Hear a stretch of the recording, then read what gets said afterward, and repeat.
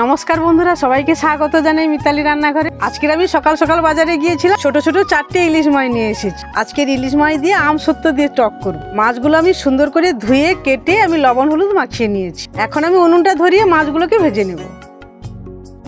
উনুনটা ধরিয়ে আমি কড়াটা বসিয়ে দিয়েছি। কড়াটা গরম হয়ে গেছে, আমি দিয়ে দিচ্ছি সরষের তেল।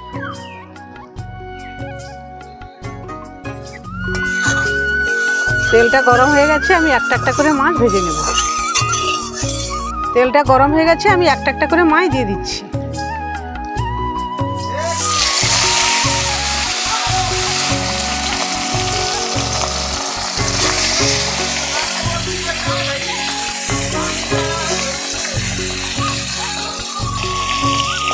এদিকে মাছটা ভাজা হচ্ছে আর এদিকে আমি মশলাটা করব।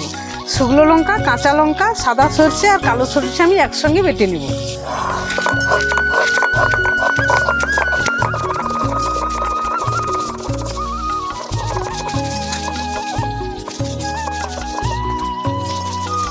মশলাটা বাড়তে বাড়তে দেখি না দুটো মাছ ভাজা হয়ে গেছে, মাছটা আমি তুলে নেব।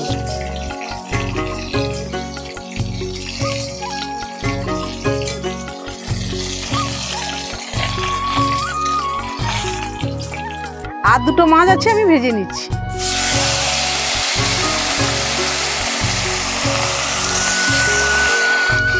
মশলা বাড়তে বাড়তে যে দুটো মাছ ভাজতে দিয়েছিলাম ওইটা ভাজা হয়ে গেছে, এখন আমি তুলে নিচ্ছি।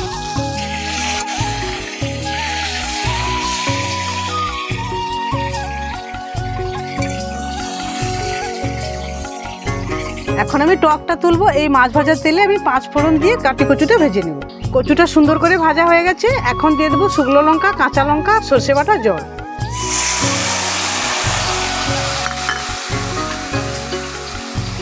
এখন আমি আমসত্বটা জলের সঙ্গে মাখিয়ে দিয়ে দেব।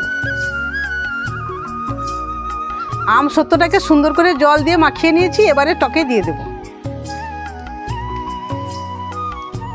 আমসত্বটা আমি জল দিয়ে মাখিয়ে রেখেছিলাম, ওইটা দিয়ে দিয়েছি। দিয়ে দেবো পরিমাণ মতো লবণ আর হলুদ। দিয়ে দেবো হলুদ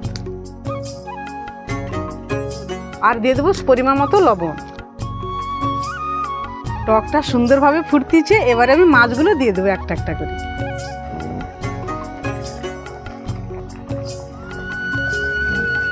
আমি 2 মিনিটের মতন ঢাকনাটা দিয়ে দেবো। কচুগুলো সেদ্ধ হবে আর মাছটাও খুব সুন্দরভাবে সেদ্ধ হয়ে যাবে। 2 মিনিট হয়ে গেছে, এবারে ঢাকনাটা তুলে দেখবো টকটা হয়েছে কিনা। কি দুর্দান্ত সেন্ট! ইলিশ মাছ দিয়ে আমসত্বের টক কেউ কখনো রান্না করে খেয়েছেন? আমি আজকে নতুন রান্না করলাম। খুব সুন্দরভাবে হয়েছে বন্ধুরা, আর কচুও সুন্দর সেদ্ধ হয়ে গেছে দেখুন একদম। এখন আমি ঢেলে নেব, আমি খেয়ে দেখবো কেমন হয়েছে।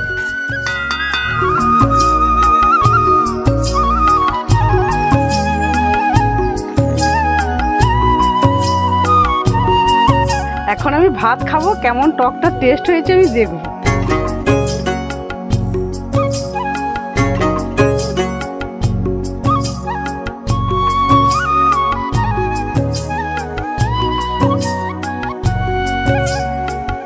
আজকের ইলিশ মাছের টকটা একদম দুর্দান্ত লাগছে বন্ধুরা। এর সঙ্গে ভাজা লঙ্কা দিয়ে আলু মাখা আরও টেস্টি লাগবে।